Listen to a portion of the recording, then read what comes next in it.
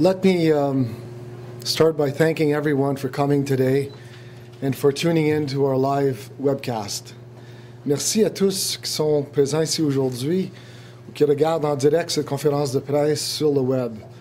I know that the topic of open meetings is of great interest to the people of London, and I'm pleased to be here in person today to address it. I only wish I had better news to report. Unfortunately, our latest investigation has found that 7 members of London City Council, including the mayor, met illegally in the back room of Billy T's Bar and Grill on Saturday, February 23rd, 2013. 5 of these are members who seem to have learned nothing from the investigation they triggered when they met at another local restaurant almost exactly a year earlier. This time, within just a few days of Billy T's gathering, we received 60 complaints, the most we've ever had about a closed meeting. It was clear that the people of the city took this case seriously.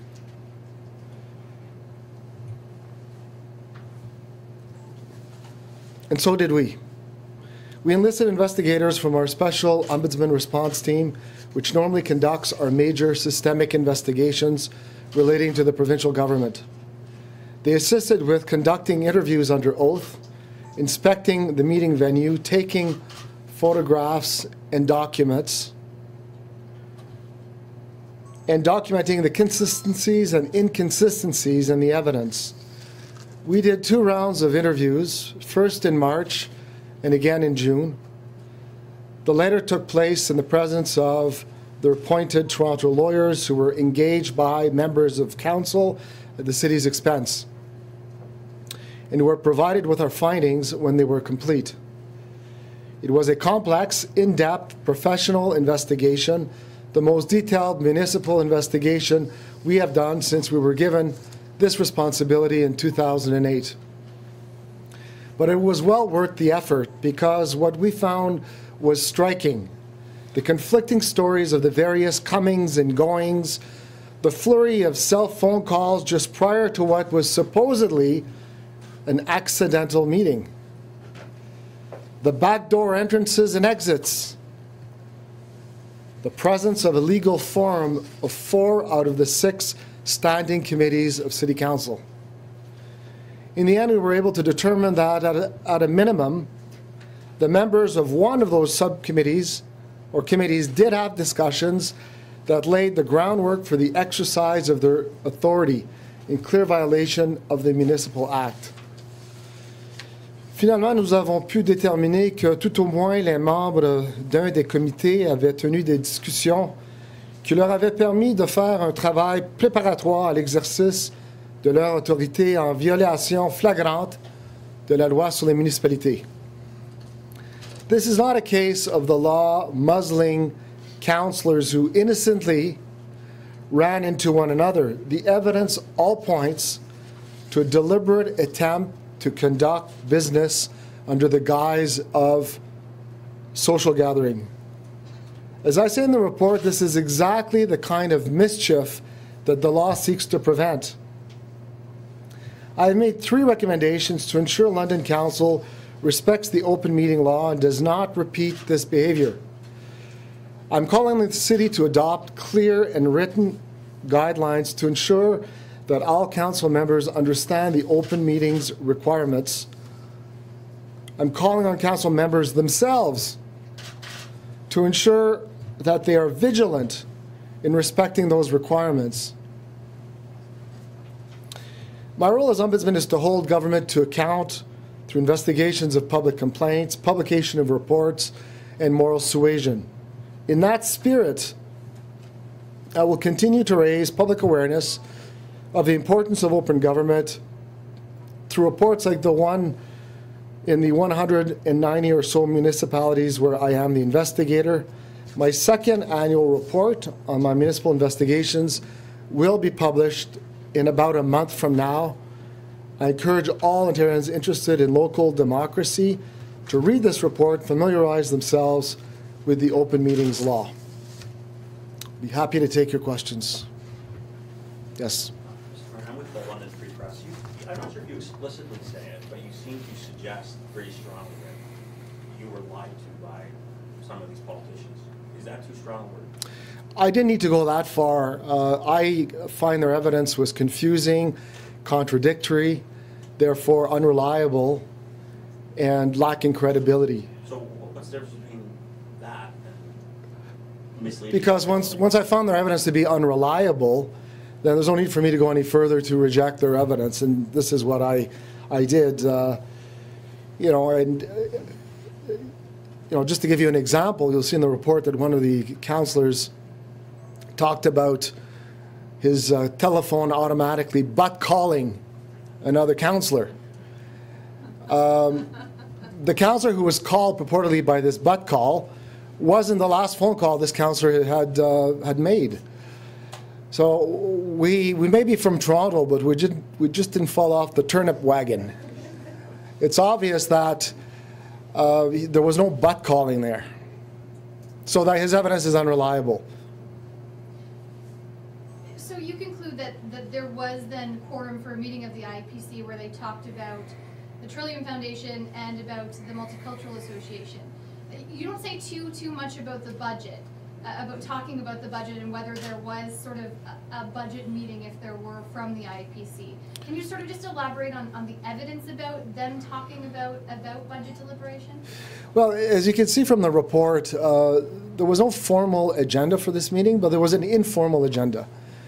And we reproduce a chart in the report that indicates all the various topics that were talked about. It's impossible for me to pinpoint with absolute precision because there's no formal recording of this meeting. But there were budget discussions, clearly, if you look at the chart. There were all types of discussions dealing with current issues that were before council. And 4 out of 6 committee had quorum. And that, of course, meant that the municipal law was violated. You referred to a standing committee, at least one standing committee that you thought had clearly discussed matters that were pertaining to its responsibilities or its mandate. That would be the investment and prosperity committee, is that right? Just to clarify that. Yes, I believe so. Okay. Can you help distill for the people that wouldn't have the time to read the citizen doesn't have time to read the 48-page report? What is going too far? I think you've said before, any sit down that furthers public business or furthers council's business is over the line. Help us understand. I'll tell you, it's difficult to deal in the hypothetical, but what we found in this report was that this was not an accidental gathering of councillors.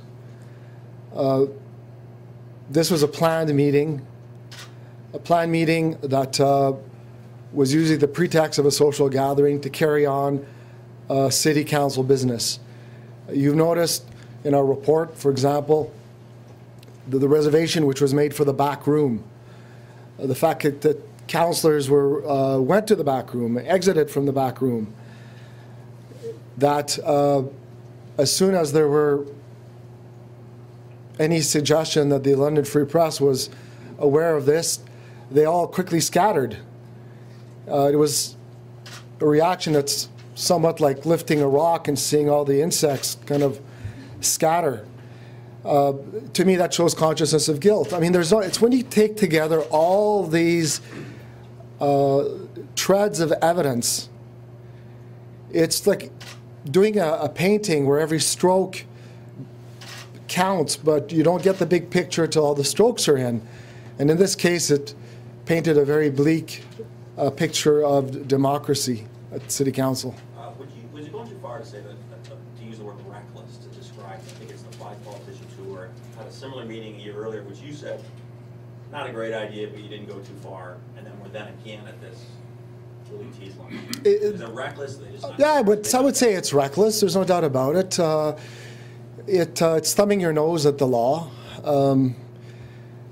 Democracy in local government, as the Supreme Court of Canada has told us in the context of a decision here in London 6 years ago, doesn't peak every 4 years. It should be constant. And it seems to me these councillors have had a very hard time accepting the principle of open government. And I'm hoping today that they can be convinced to adopt these recommendations. When you think about it, the recommendations are pretty simple. One is, don't do it again. Don't use social gatherings as a pretext to carry on city business. Number two, get better informed as to your obligations to carry out business in a public setting. And number three, follow the law. And so I don't understand what the issue would be in accepting and implementing these recommendations. I wonder if and when you're in another city holding another press conference like this about a similar issue, this Billy T's case could serve as a kind of a benchmark that you could point to say, this is a perfect example of what we don't want municipal politicians to do. Absolutely.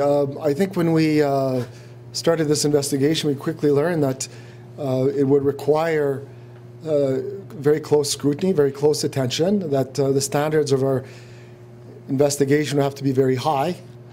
And there's no doubt that this is a message for other municipalities out there that you don't get a free card to get out of jail. I mean, we don't just buy any kind of story you tell us.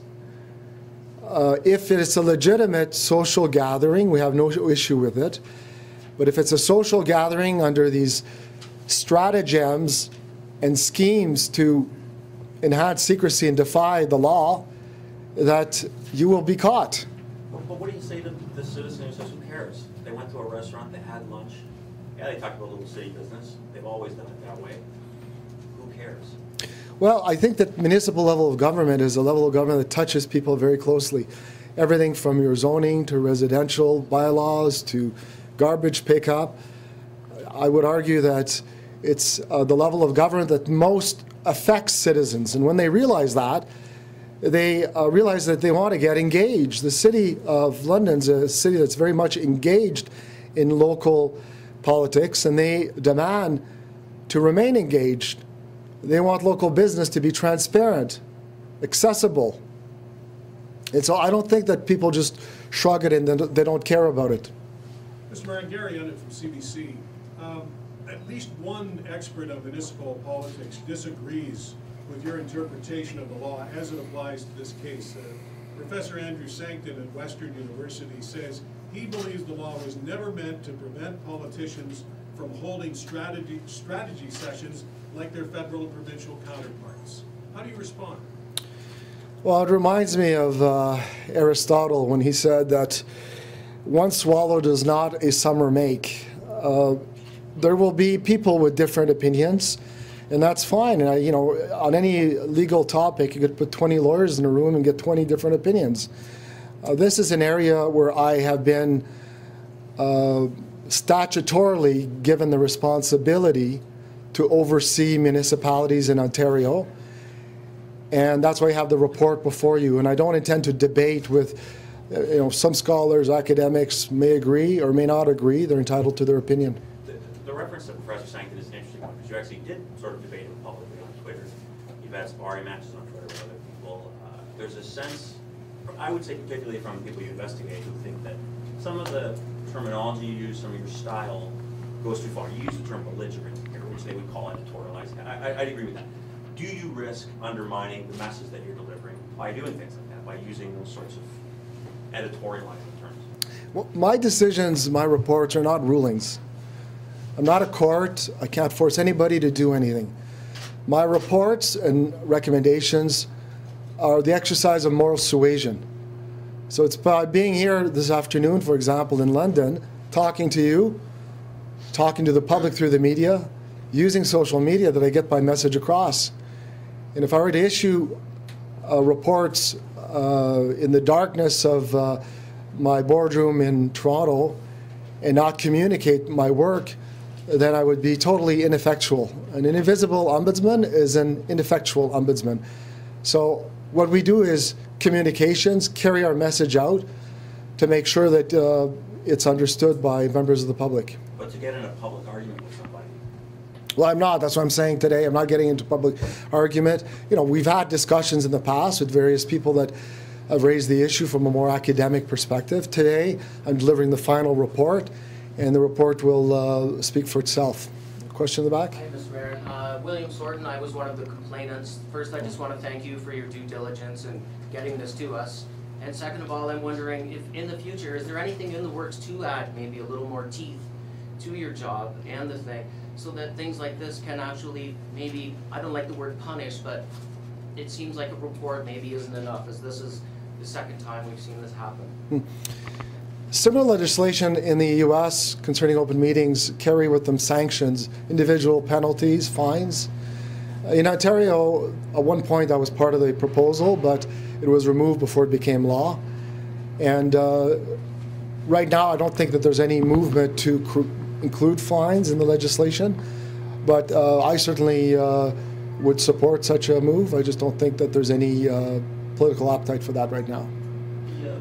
The 7 politicians who investigated the case, lawyers from Toronto, and there's the lawyer's description that this kind of looks and feels and sounds like a legal procedure. They use the term legalistic, but it's a legalistic process. Do you still believe that the lawyers are not necessary? Lawyers are not necessary at all. There's no personal jeopardy. There's no, during the interviews, it's not required. And the reason I say that is simply because, there's no personal jeopardy to councillors. We're looking at processes, whether meetings were there. That said, if a municipality wants to hire lawyers, as they did in this case, makes that decision, we're not fundamentally opposed to it. We just don't want to encourage the process to become a adversarial legal process. We had very good rapport with the lawyers in this case. They did their job. They acted like professionals. In many ways, it's probably easier for us to deal with lawyers than it is to deal simply with councillors directly. So it wasn't an issue here. They were professional, but I don't believe that lawyers are required in these kinds of cases. Were the politicians professionals? You put them under oath, right? Everything I said is in the report that I want to say today. We put them under oath because there were some pretty glaring inconsistencies in the evidence we were collecting at the time. The report speaks to those inconsistencies. They needed to be clarified. And we have that ability to put witnesses under oath. It creates greater serenity, a greater consciousness of what's going on, and hopefully a more accurate and reliable record. So thanks very much for coming here this afternoon. We don't itemize the cost of reports. When we received this additional responsibility to oversee the municipalities in Ontario, we did not get extra resources, so everything is done within our envelope, within our budget. So no, we don't have a cost, just like we don't have costs for the other 20,000 investigations we do a year. Thank you. Thank you.